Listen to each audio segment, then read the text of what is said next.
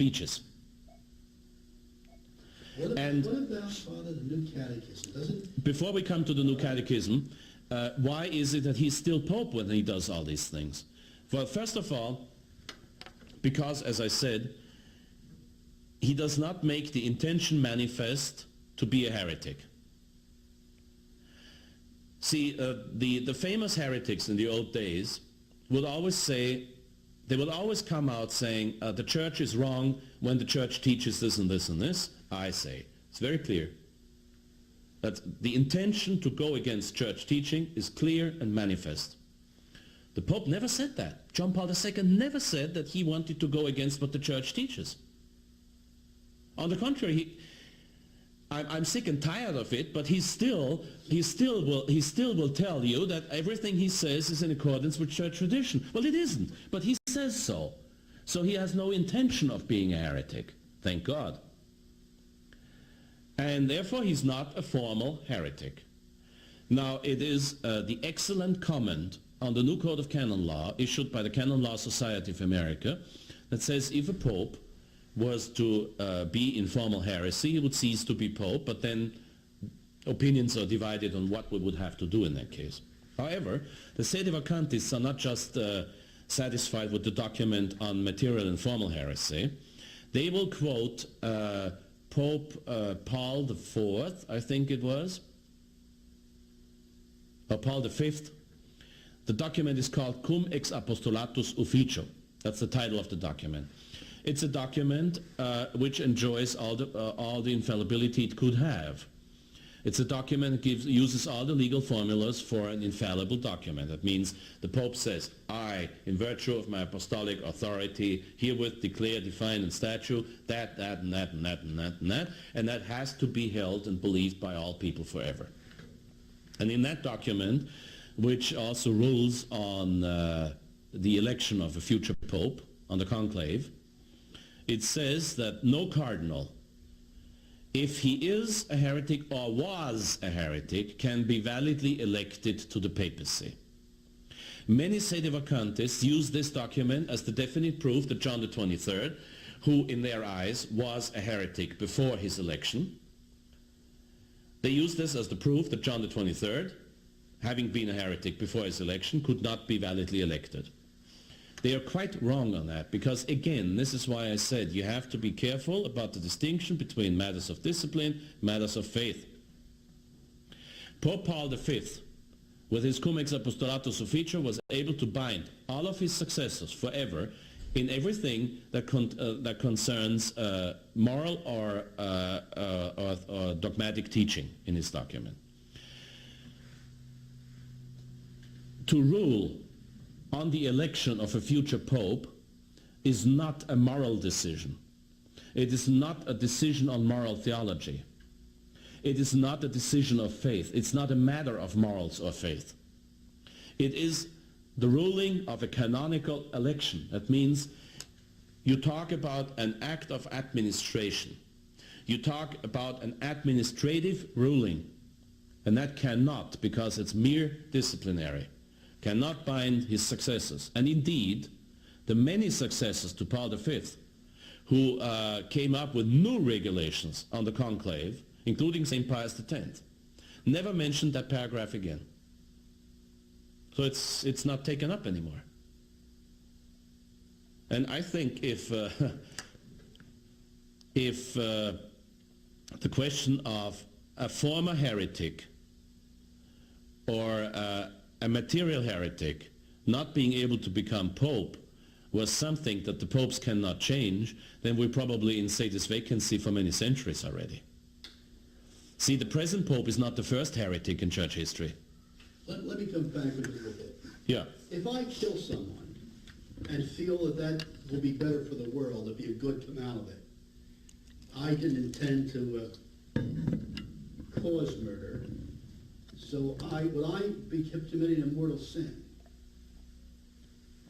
Objectively, definitely yes. Subjectively, I don't see any escape for you, because the church made it quite clear that you must not do that. You know it. You wanted to do it, and it's a grave matter. But why doesn't that apply to a pope Because because it's a very different matter, you see. To kill somebody under certain circumstances is always murder, under certain circumstances. To pronounce an error means always to pronounce an error, no matter what circumstances. But heresy, the word heresy in itself, means the intention of contradicting church doctrine. Otherwise you do not deal with the sin of heresy. Who killed Jesus Christ? Who killed Jesus Christ? The Jews. Well, didn't we just apologize to them for that? I'm not overly interested in all the Pope's apologies, which I'm quite sick and tired by now, because he now apologizes to everybody. He never apologized to me for having reinforced the new Mass, and celebrating the new Mass. But I'm the only person whom he never apologizes. But doesn't the Bible state that the Jews killed Jesus Christ? The Bible says so, and as a matter of fact, the Bible is even is quite clear on it when as a matter of fact, Christ was very clear about it when he said, "My blood will come unto you and all of your." Okay, so and St. Paul is very, very clear. Well, then how can he apologize to the Jews? You know, because the new church policy, the church which not I, but John Paul II calls the Church of the New Advent. I'm quoting Redemptor Hominis, his first encyclical, in which, by the way, he never mentions the word Catholic Church or Roman Catholic. He speaks about the Church of the New Advent, the Conciliar Church, and the conscience of the Church. The conscience of the Church, a disastrous concept of a sort of foggy nature of the Church, dating back to Pope Paul VI's encyclical Ecclesiam Suam, another disaster in the history of Church documents. Pope John Paul II, just in his church, in this Church of the New Advent, as he calls it, he thinks that we have to be nice and kind to everybody. Very soon the Fatima Crusader will have an article on that topic, theology of being nice and kind. But but isn't that heretical? It is. In his catechism, it is. That a Jew, an atheist, can be saved. It is. Yeah.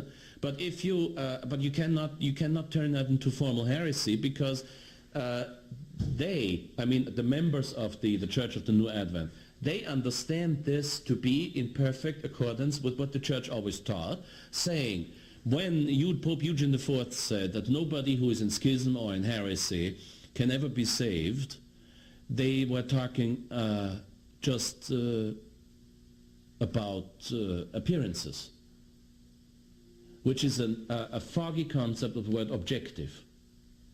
Now, I myself have not ceased to underline the fact that when Pope Eugene IV says anybody who is in schism or in heresy, even if he was to shed his blood for Christ, cannot be saved, I'm talking about objective judgment. But you see, the point is, the Church of the New Advent does not use distinctions.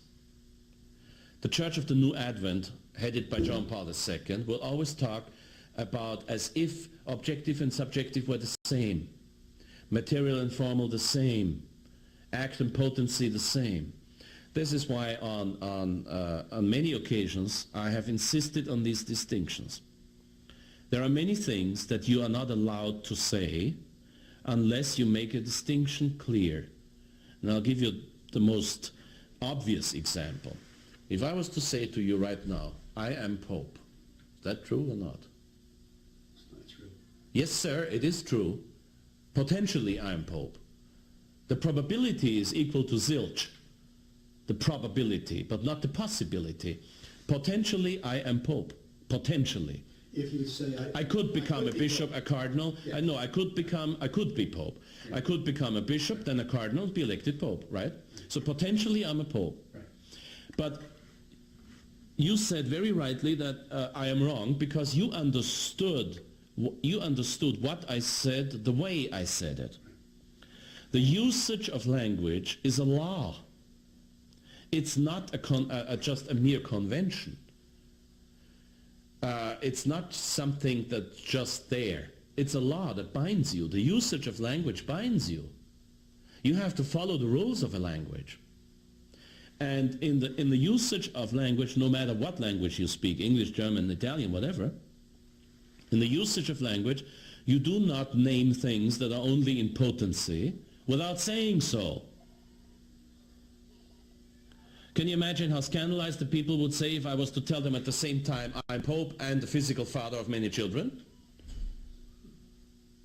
Potentially I am, of course. I could break my vows of chastity and my promise of celibacy and have a lot of children. I could also become Pope if I'm made a bishop and a cardinal and elected.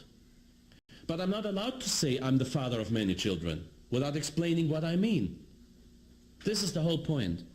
Now, Pope John Paul II, on uncountable occasions in his encyclicals, especially Dives in Misericordia, will tell you that all people are saved. And that's the same thing what I just did. Is it true that all people are saved? No, it is not. But is it true that all people are saved potentially? Yes. Christ dying on the cross made it possible for all people to be saved. That does not include the slightest probability. It's only a chance. Our Lady in Fatima showed very clearly that hell is not only not empty, but highly populated. It's a popular place, as you would call it. So many people did not make it, that's for sure. We don't know who. But many people have not been saved and will not be saved.